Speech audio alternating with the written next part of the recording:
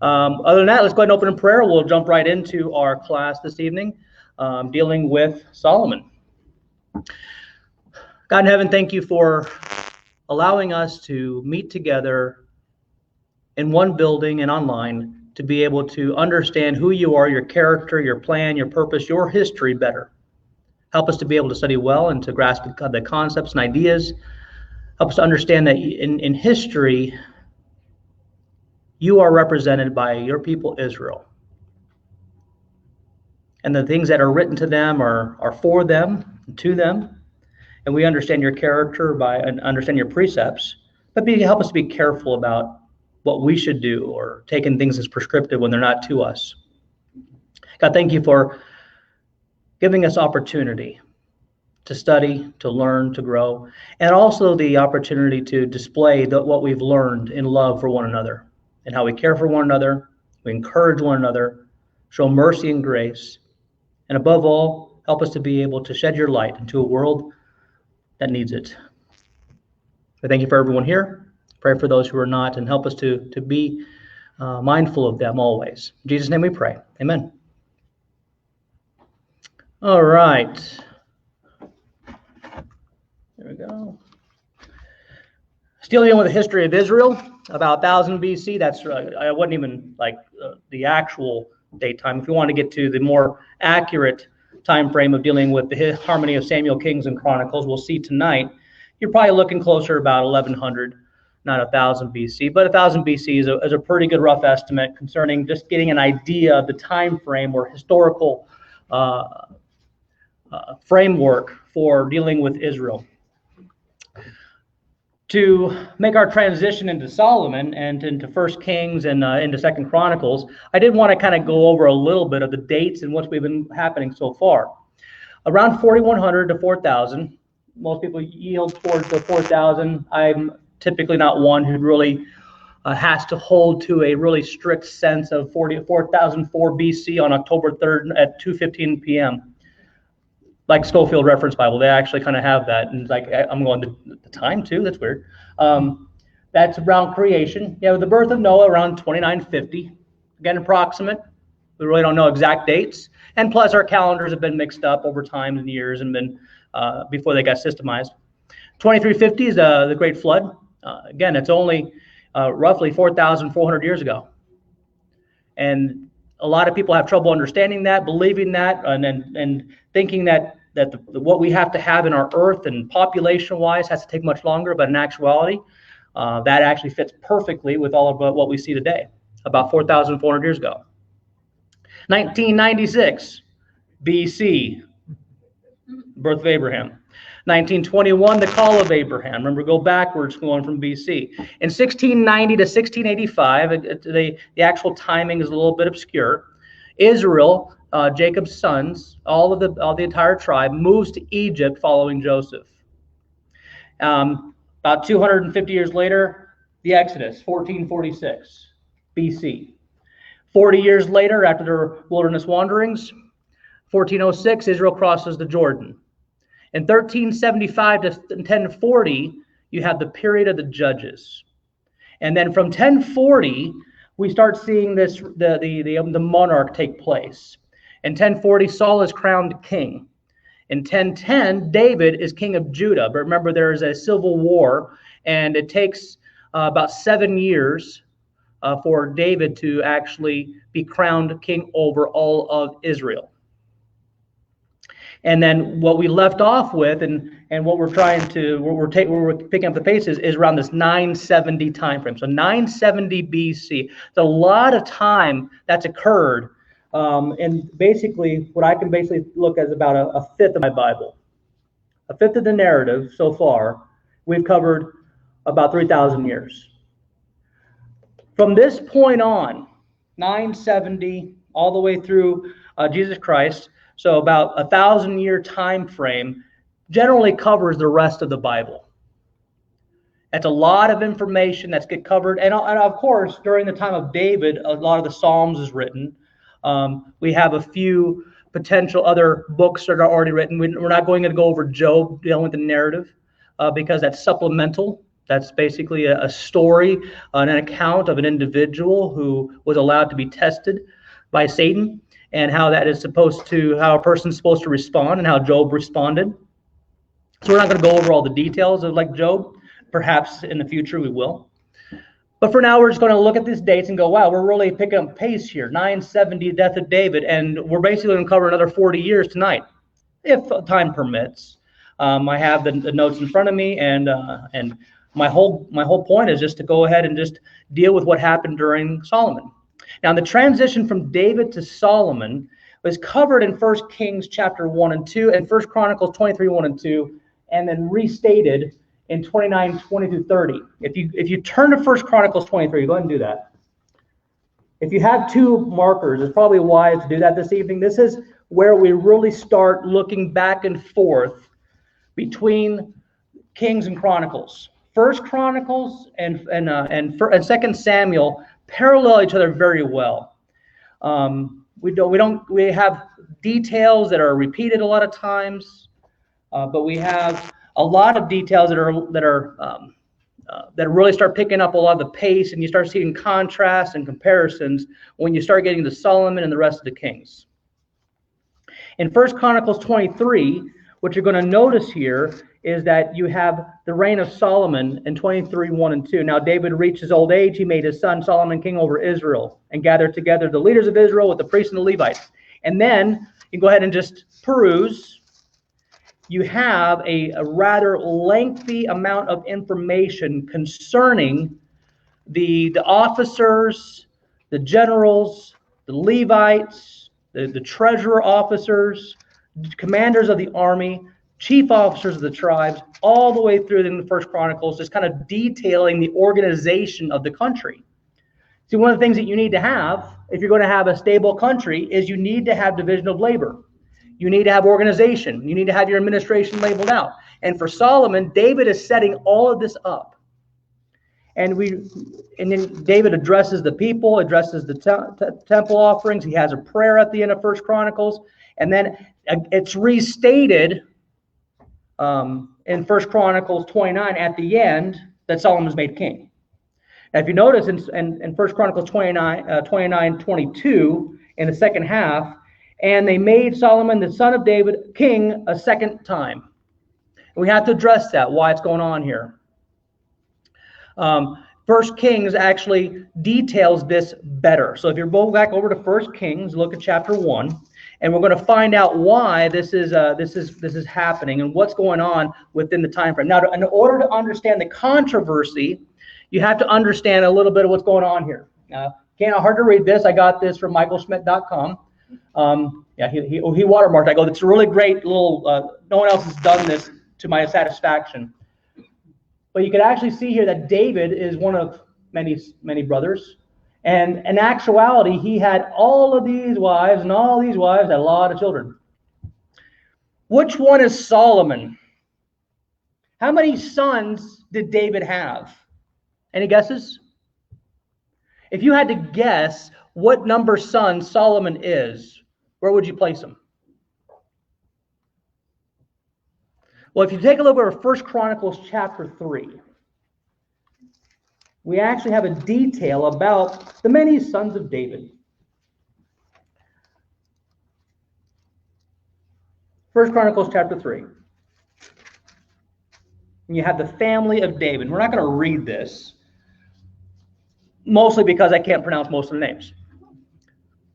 But I want you to go ahead and look at a couple verses here and just notice here, like in verse 1, you have the firstborn to him was Amnon, and the second was Daniel. That's the only time he's mentioned. We don't know what happens to him. So we're like, okay, we assume he dies. There's Absalom, and then there's Adonijah, the fourth son, fifth, sixth. So 6 were born to him in Hebron. So for the first part of his reign, he had a couple of different wives, and he had 6 kids, six male children. Then he was in Jerusalem for 33 years. And there was born to him through Bathsheba. Here it's Bathshua. I just think it's because it's written later. Some of the language got a little bit smoothed out a little bit. And notice where Solomon lays. He's number 4. He's fourth of four to those born to Bathsheba. You wouldn't know that reading the account of Bathsheba and David. You would think that Solomon would have been the firstborn after they lost their child. But in actuality, they skip way ahead in the time frame. And afterwards, there's nine. Another 9 born to David. So there is 19 sons of David. It's a lot of sons. Solomon is smack in the middle of that. Now, in actuality, David could have been siring other sons, and Solomon might actually be one of the youngest ones. We don't know. The ages and the order is not specifically given. It's just given as fact as which ones were born in Hebron, and there was another section born to him in Jerusalem, and Solomon was the 4th child of Bathsheba. So here's the question. Who was the successor? Typically, if you're going to have a king and a succession, normally you're going to have the oldest son. We know from our study so far that a lot of the early born sons are dead. There was a conflict, and people were killed. And so what's going to happen is, in verse 2, Adonijah is going to assume he has the right to kingship. Go back over to 1 Kings. And in 1 Kings chapter 1, verse 5, now Adonijah, the son of Haggith, exalted himself, saying, I will be king. So he prepared for himself chariots and horsemen, and 50 men run before him. His father had never crossed him at any time, asking, why have you done so? In other words, David kind of looked the other way. Wondering, I'm not really sure what you're doing here, but David just is old, and he just stopped caring. That's my overall guess. And he was also a very handsome man, and he was born after Absalom.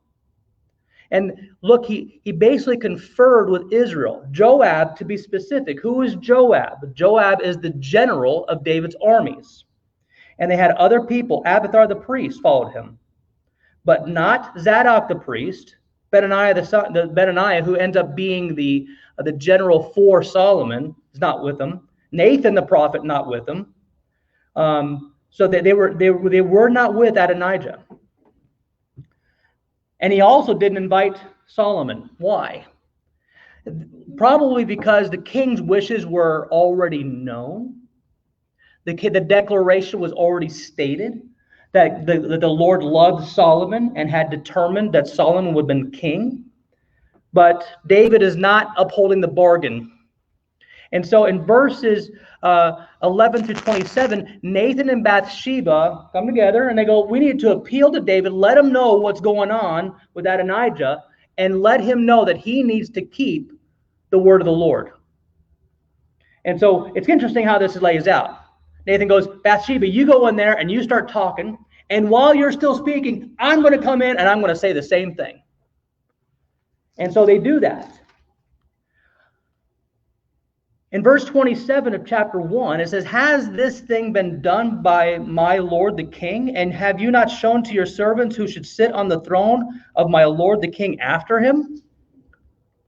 And then then you see David completes as the Lord commands and makes Solomon king, even while he's still alive. And I think the reason is because it wasn't clear. And so in order to avoid problems and this issue, like dealing with Adonijah, that David needs to stand up and say, Solomon is king.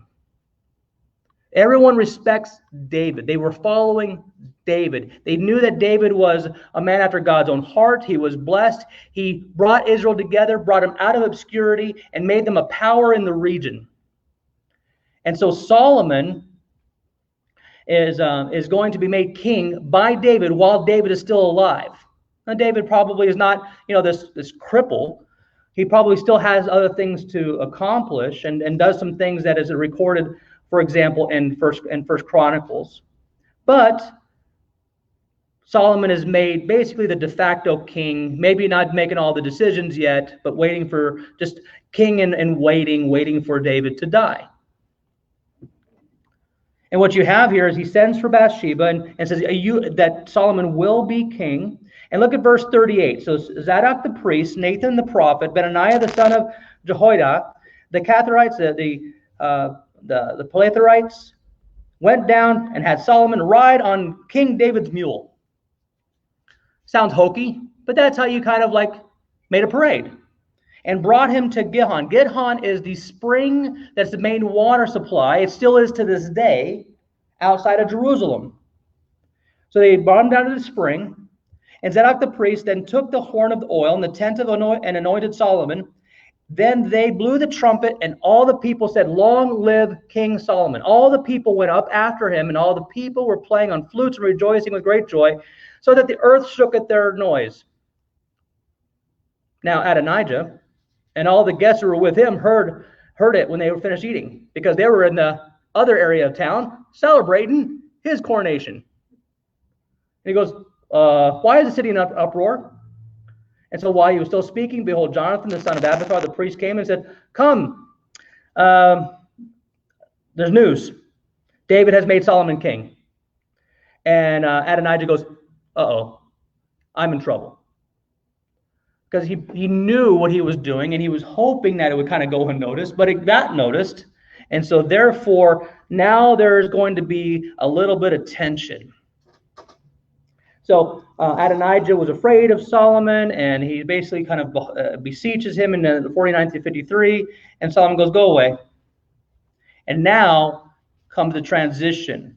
And in David's charge to Solomon in 1 Kings chapter 2, 1 through 4, it's probably one of the best things ever stated to an individual. If you ever have a son and you want to go ahead and give him a charge, this is one of the best things you can say to him. As David's time to die drew near, he charged Solomon his son, saying, "I am going the way of all the earth. Be strong and therefore show yourself a man. Keep the charge of the Lord your God, to walk in his ways, to keep his statutes, his commandments, his ordinances, and his testimonies, according to what is written in the law of Moses." Now, of course, you're not going to tell your son to follow the law of Moses, but it's important that we charge our children with acting appropriately and functioning appropriately before God. Not simply just to believe in him, but to actually walk in his ways, that you may succeed in all that you do and wherever you turn. Remember, success according to who? To God.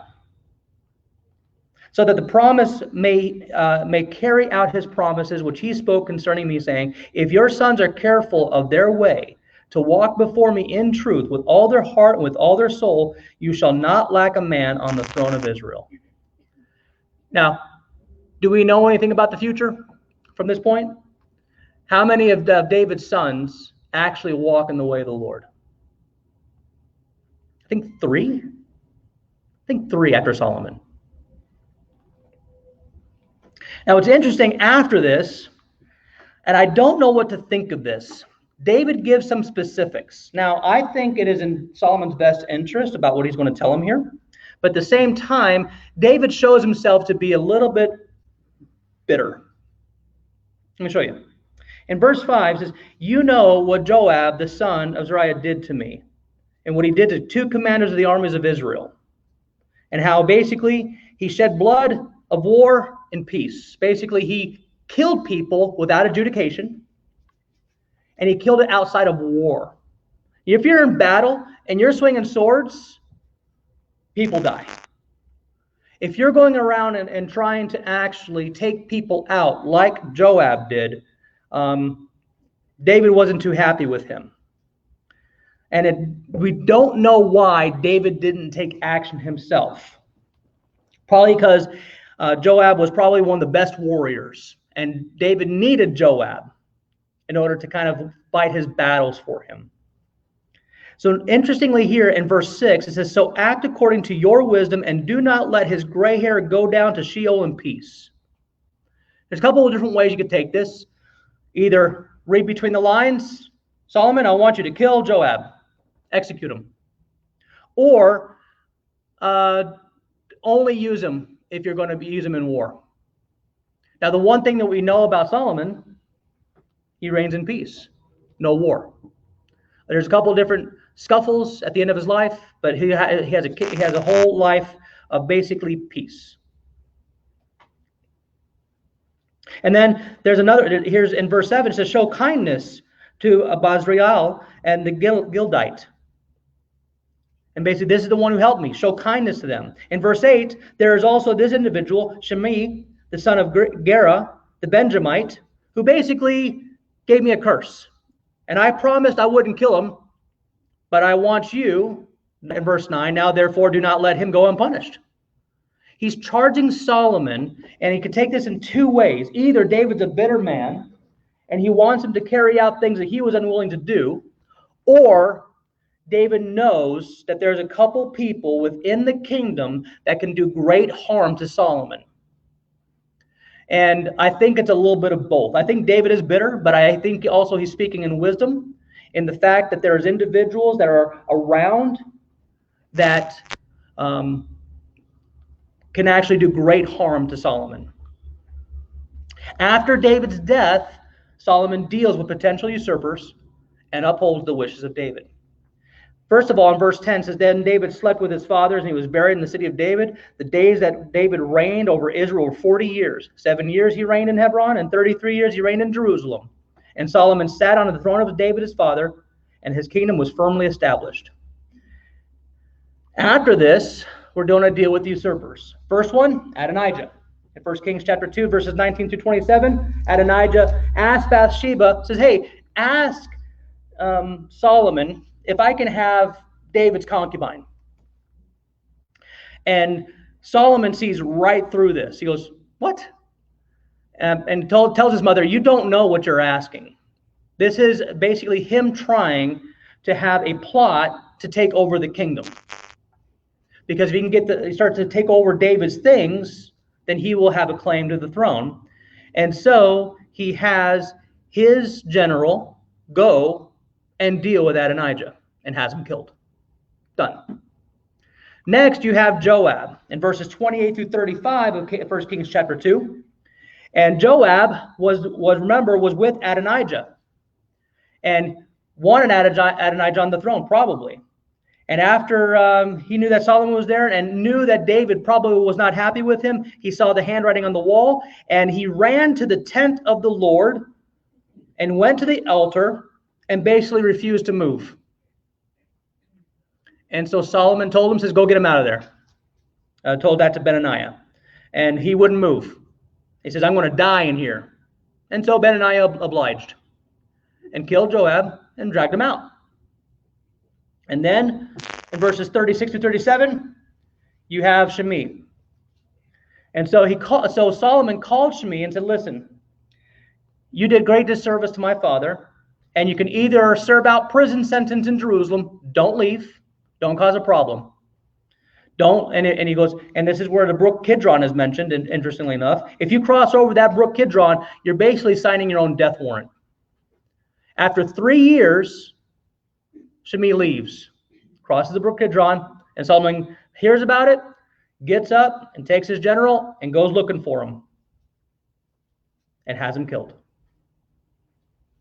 And in verse 46, so the king commanded Benaiah the son of Jehoiada, and he went out and fell upon him that he died.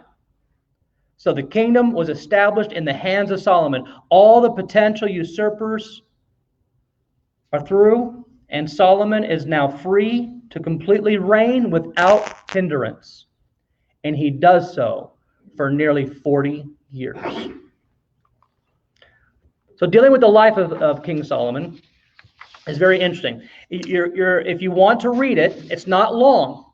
1 Kings chapter 3 through chapter 11, and 2 Chronicles 1 through 9.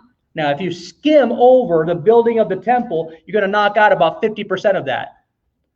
Most of the details that are found in the life of King Solomon is about him building the temple and about all the different things that are done and how big it is and how beautiful it is, and how much gold is used and stones and all the different areas. And they build it exactly almost to the exact specifications that we find in Exodus dealing with the tabernacle and the erecting of the tabernacle, including the Shania coming in to the temple and filling it. Almost exactly as we studied back in Exodus, dealing with the tabernacle. Before we actually get into some of these details, though, I do want to make some observations as to understanding some things about the life of King Solomon.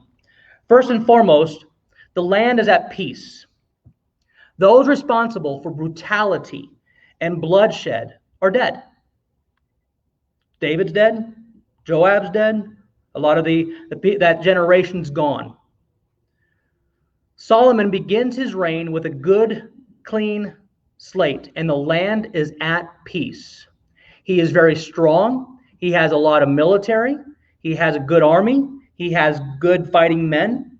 And so the reputation that his father gave him and Israel itself basically put everybody around them going, you know what, let's not mess with these people. They have the Lord with them, and they have a good, strong army. They have both size, and God is with them. Let's not upset the apple cart. And so they make a lot of treaties. They have a lot of people who are giving gifts, and basically by the end of it, Solomon is the richest man who probably ever lived. The interesting thing is that if you go into some Jewish histories and some rabbinic writings, they talk about Solomon being about 8 to 12 years old when he becomes king. Now, I don't know about you, but when I read about Solomon, especially early on, I don't get the impression that he's that young.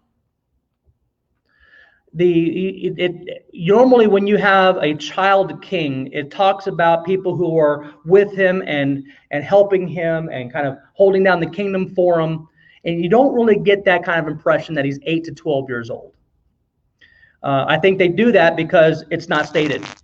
It is never stated nor implied. It doesn't tell you how old he is when he dies.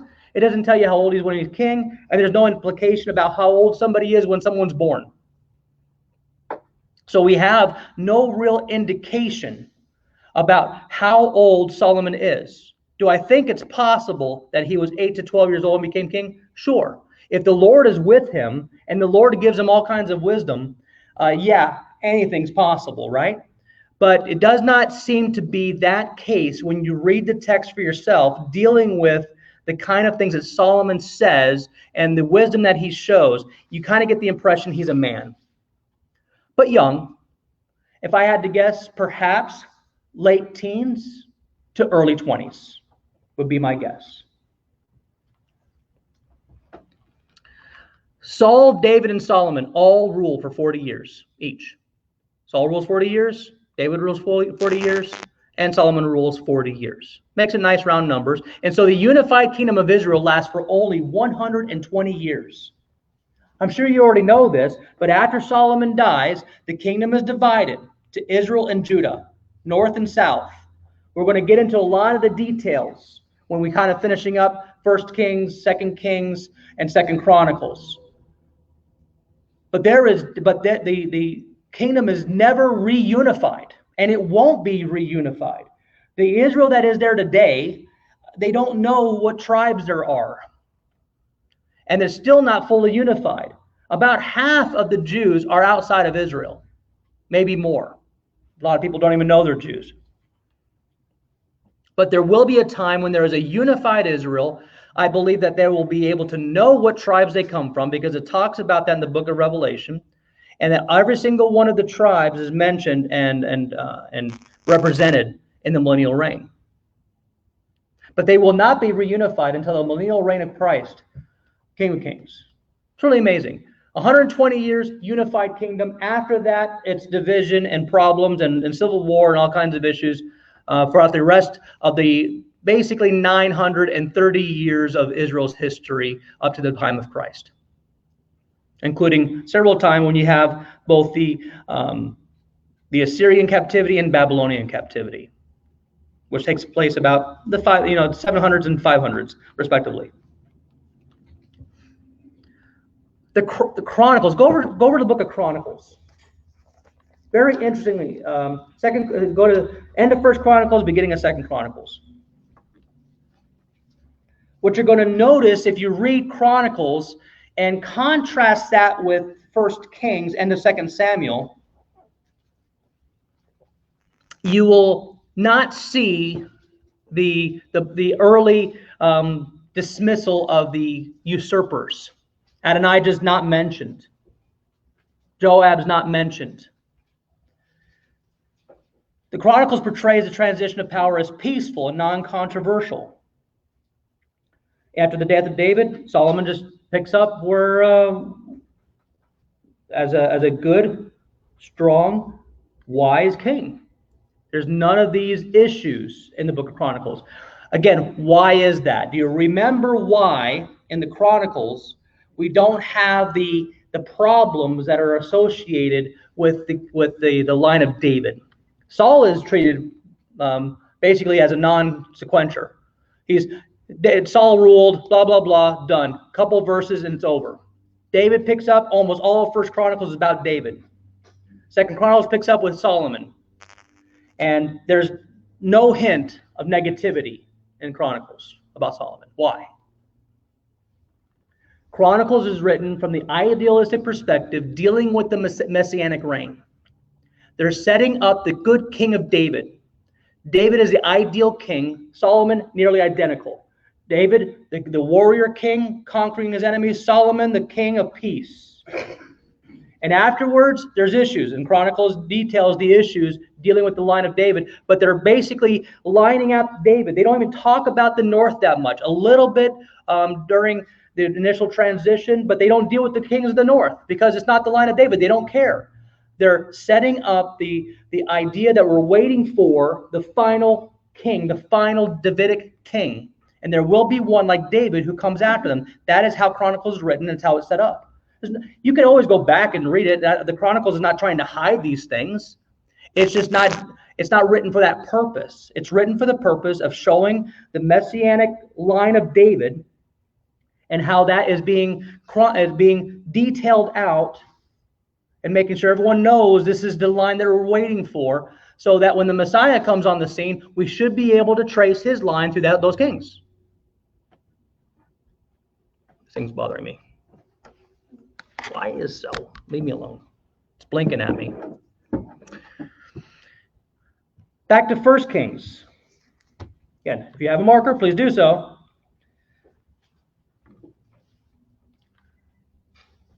In chapter 3, verse 1, right after the kingdom was established, you got to get rid of all the usurpers.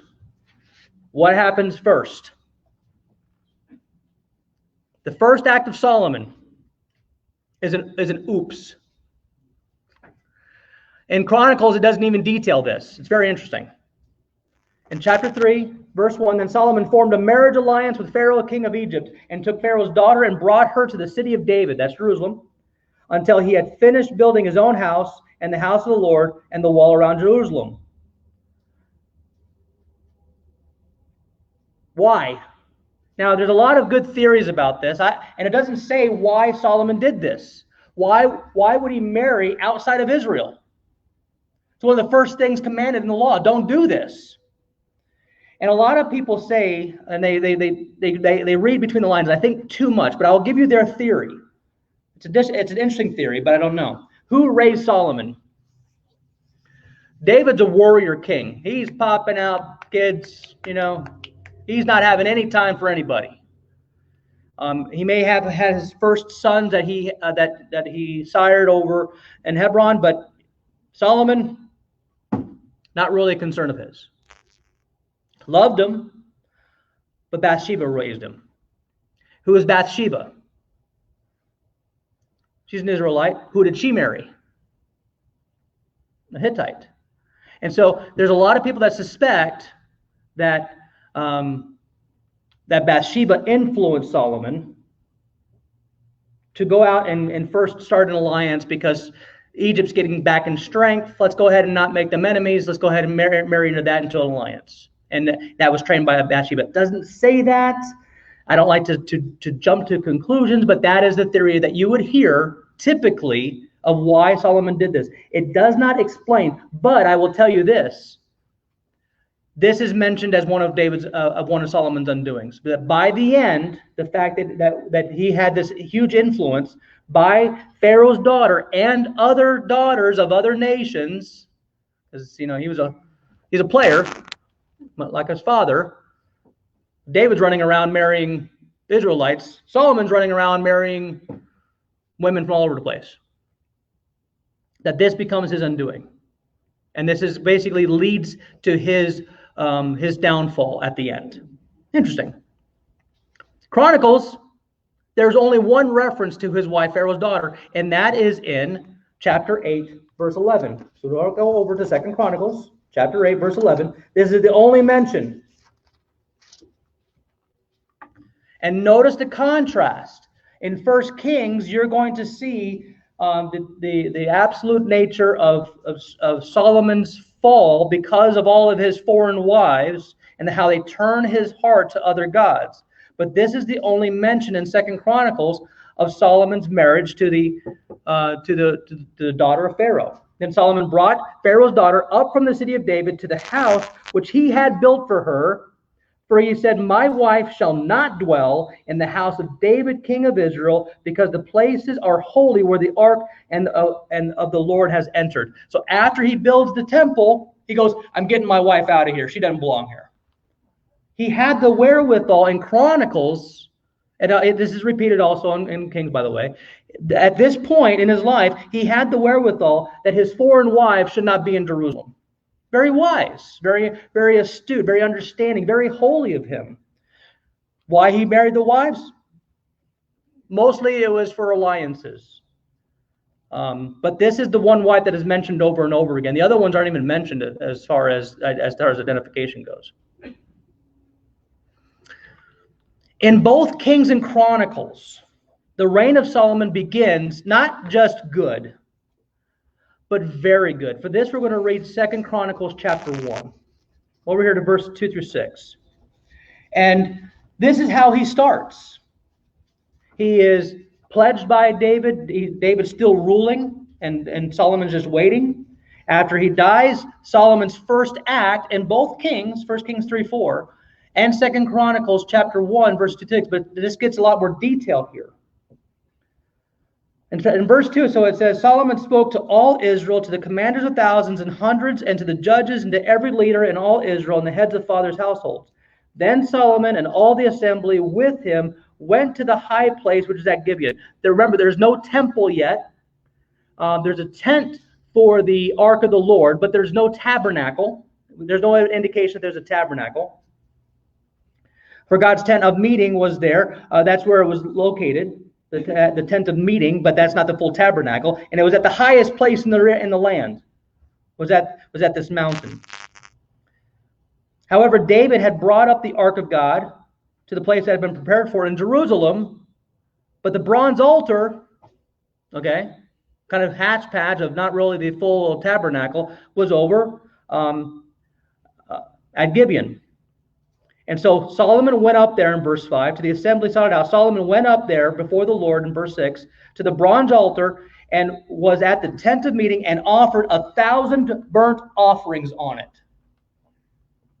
Solomon began his reign with full offering, full understanding that God is the Lord is God, and that he is in full honor of God as King of Israel. He brings everybody with him.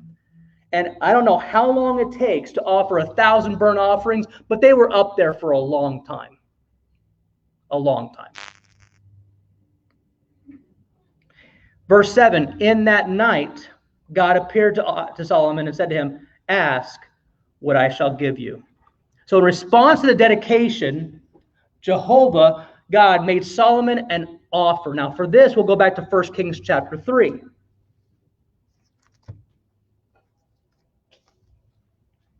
Beginning in verse 5, but we actually already read that. So verse 6, Solomon said, you have shown great loving kindness to your servant David, my father, according as he walked before you in truth and righteousness and uprightness of heart toward you. You have reserved for him this great loving kindness, that you have given him a son to sit on his throne as it is this day. Now, O Lord my God, you have made your servant king in place of my father David, yet I am a little child. Now don't think 8, okay? He's basically going, I'm too young for this. In Solomon's eyes, I don't know if he was ever ready. I don't know how to go out or come in. He's acknowledging his inability. That word for little child is infant. I don't think an infant is actually praying this prayer. Okay. Your servants in the midst of your people, which have chosen a great people who are too many to be numbered or counted. It's too big for me. So give your servant an understanding heart to judge your people, to discern between good and evil, for who is able to judge this great people of yours? Even before God gives him wisdom, he shows himself to be exceedingly wise. He didn't ask for peace. He didn't ask for prosperity. He didn't ask for riches. He asked for ability. Give me wisdom. Give me discernment. Give me ability to lead these people. I don't have it. In verse 10, it was pleasing in the sight of the Lord that Solomon had asked this thing. God said, because you have asked this thing and have not asked for yourself long life, nor asked for riches for yourself, nor asked for the life of your enemies, but you have asked for yourself discernment to understand justice. Behold, I have done according to your words. You got it. I'm not sure if you felt a burning, ooh, that felt good. Got a whole bunch of wisdom on me. So that there had been I'm giving you a wise and discerning heart, so that there has been no one like you before you, and shall no one be like you after you. I have also given you what you have not asked for, both riches and honor. So there will not be any among the kings like you all of your days. If you walk in my ways, keeping my statutes and commandments as your father walked, then I will prolong your days. Then Solomon awoke, and behold, it was a dream. And he came to Jerusalem and stood before the ark of the covenant of the Lord, and offered burnt offerings, and made peace offerings, and made a feast for all of his servants. So we have this tremendous testimony of a man who really sought after the heart of God. And probably one of the early on, absolutely, even before he was gifted the wisdom and understanding and discernment, one of the wisest people to ever walk the earth. Solomon's reign is characterized by wisdom and glory and fame and riches and expansion and peace. It's a lot. If you want to go ahead and see the idealistic kingdom and probably a picture of the messianic reign, Solomon is a microcosm of what that's going to be. But the glory that God is going to show upon his earth with the Messiah King is going to be nothing in comparison to what Solomon had. Solomon appears as nothing compared to what Jesus will have. Solomon shows wisdom in chapter 3, 16 through 28, as he deals with the disputed child. We should know this story, right?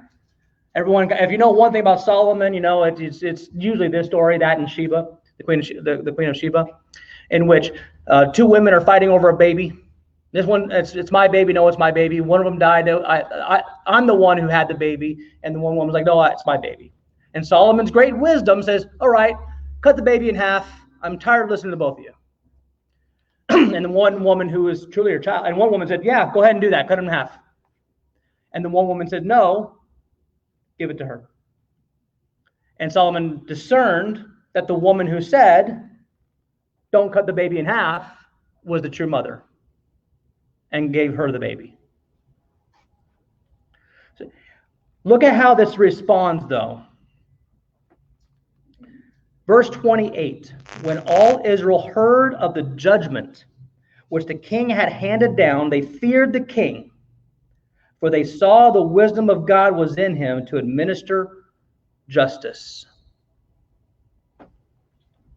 His fame reached to the ends of the earth. Look over at chapter 4, verse 20 to 34.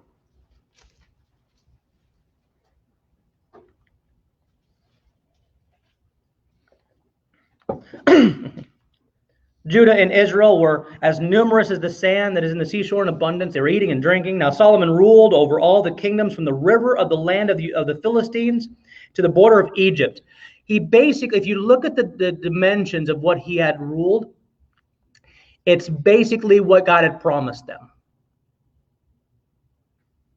Now, people have often thought that Israel was supposed to be from Mediterranean all the way to the Mesopotamian region. And we kind of covered that when we dealt with that in Deuteronomy, that it's the area of west of Jordan, to the north to the Euphrates River, south to the river Egypt, which is not the Nile, it's the other brook that cuts across.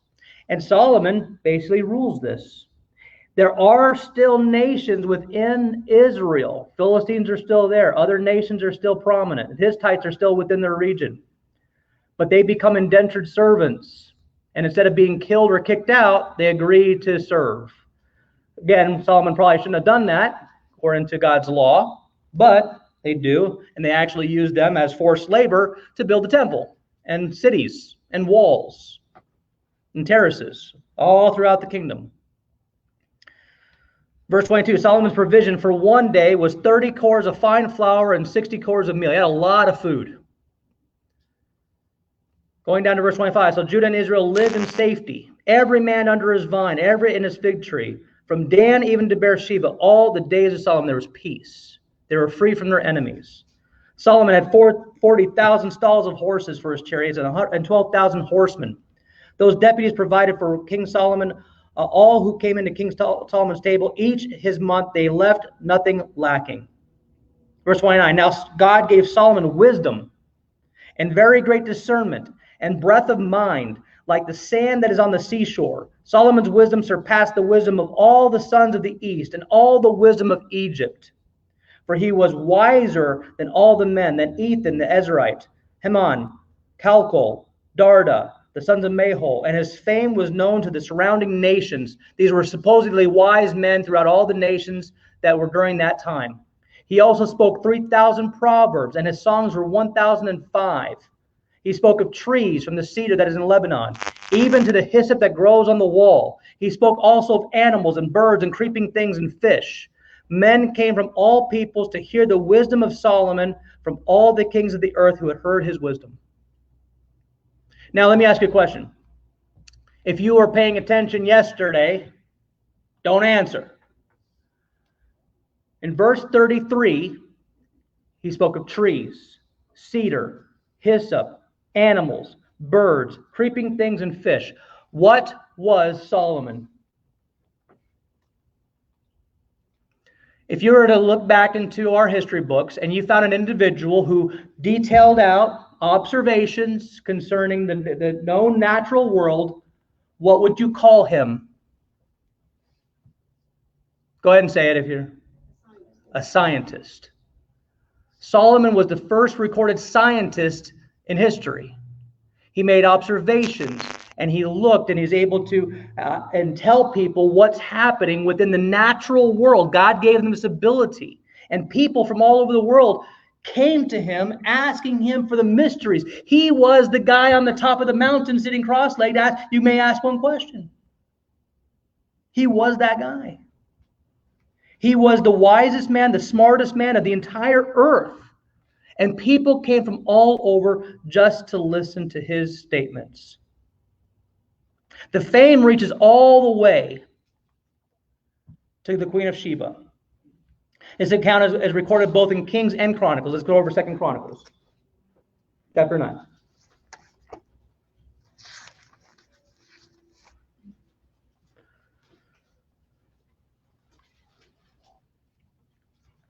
Worth the read.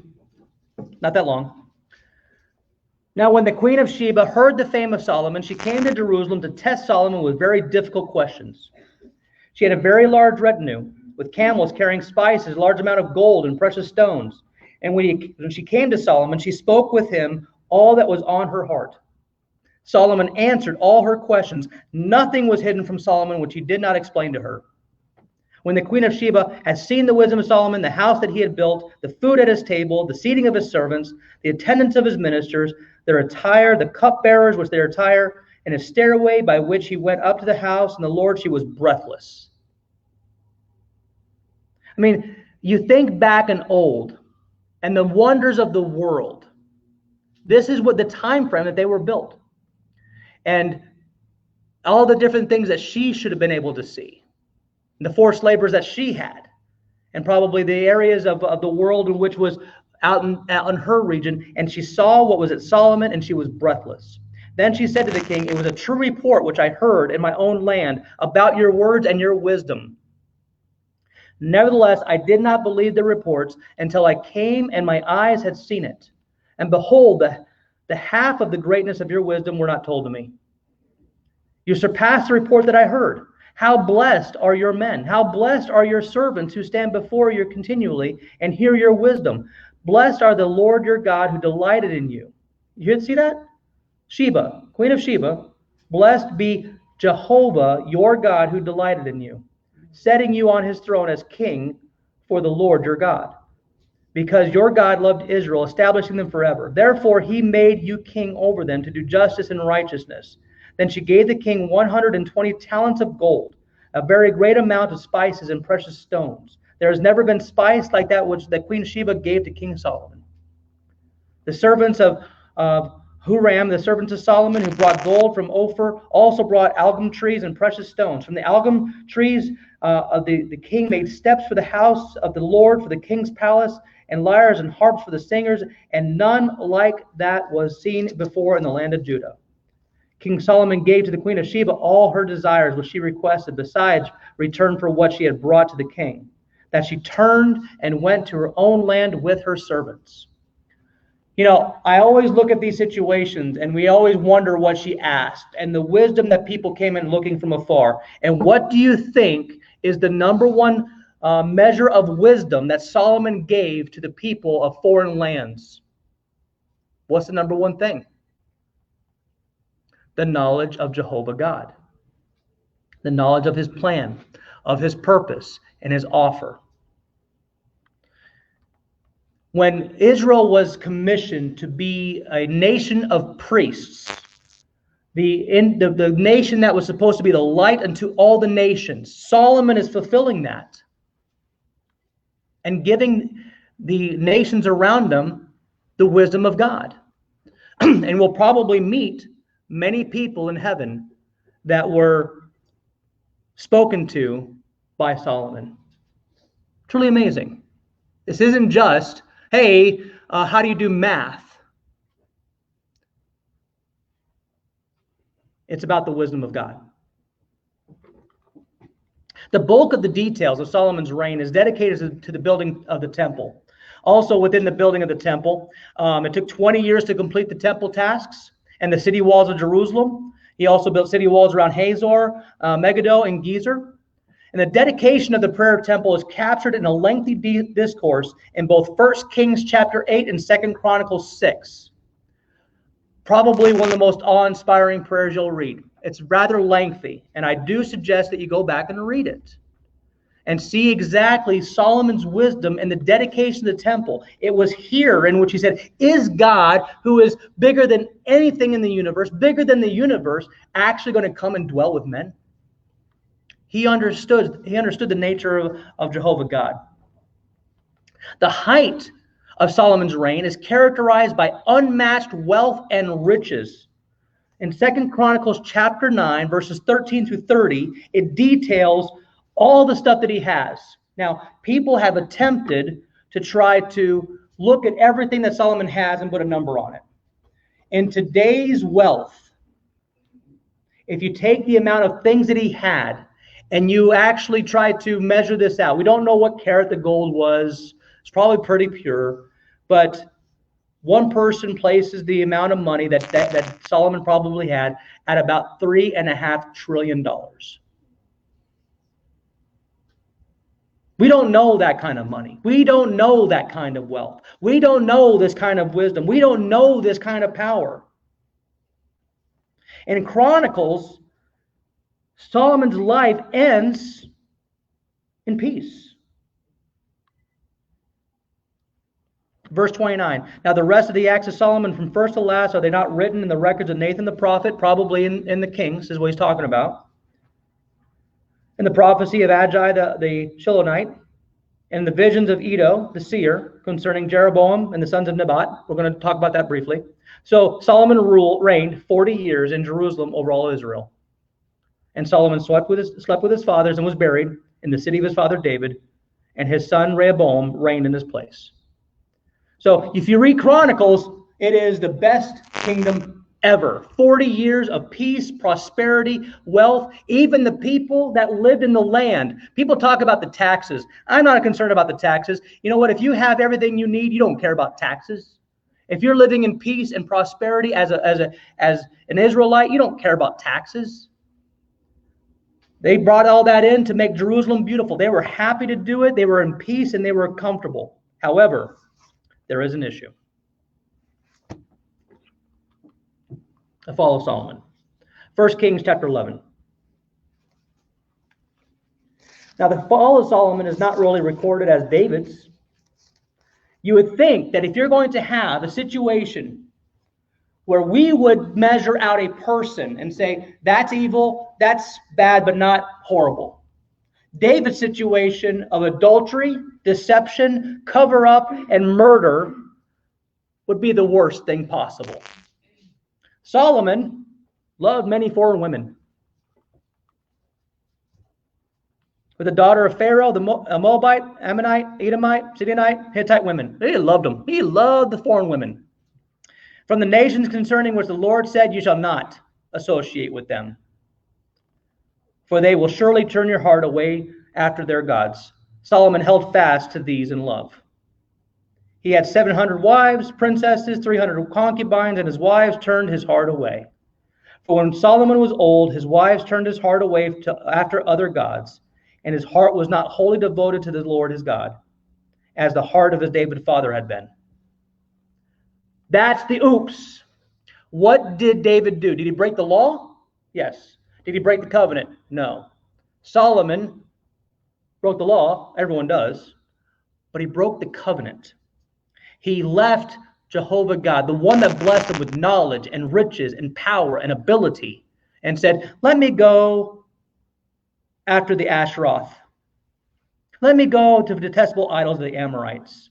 And Solomon did, in verse 6, what was evil in the sight of the Lord, and did not follow the Lord fully. God was simply one of the gods. Verse 7, then Solomon built a high place for the Shemeroth and the detestable idol of Moab. I'm not even sure if he did it himself or he's just trying to appease his wives. Thus he did for all his foreign wives who burned in their incense and sacrificed their gods. The Lord became very angry with Solomon in verse 9. His heart was turned away from the Lord, the God of Israel, who had appeared to him twice. And it's very interesting, the punishment. Verse 11, so the Lord said to Solomon, because you have done this, and you have not kept my covenant and my statutes, which I have commanded you, I will surely tear the kingdom from you, and will give it to your servant. Nevertheless, I will not do it in your days for the sake of your father David, but I will tear it out of the hand of your son. However, I will not tear it away all the kingdom, but I will give you one tribe to your son for the sake of my servant David, and for the sake of Jerusalem, which I have chosen. So what happens is the southern tribe becomes Judah, which we now call Jews, and the northern tribe is called Israel. Israel is no longer under the reign of the Davidic kingdom. In verses 14 through the rest of the chapter, okay, we at the end of the chapter 11, you have the death of Solomon. All right,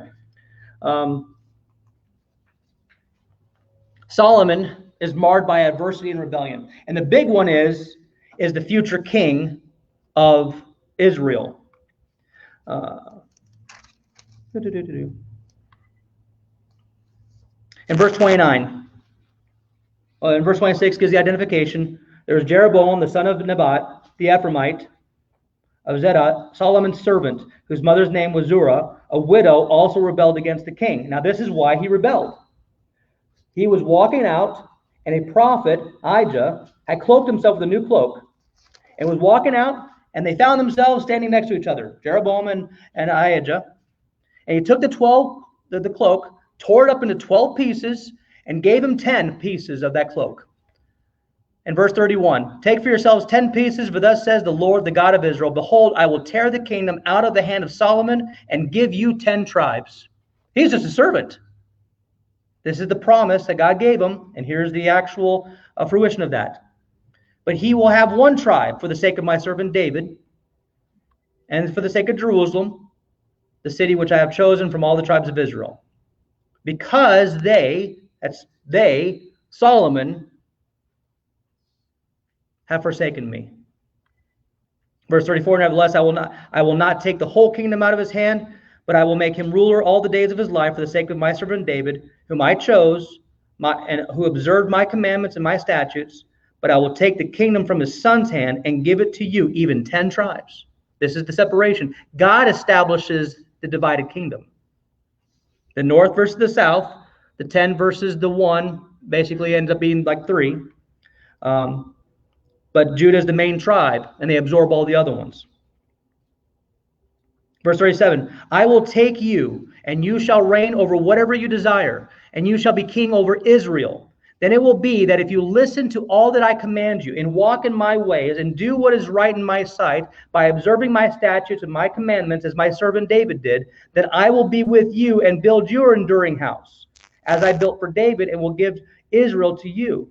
Thus I will afflict the descendants of David for this, but not always. Solomon sought therefore to put Jeroboam to death, but Jeroboam arose and fled to Egypt until the death of Solomon.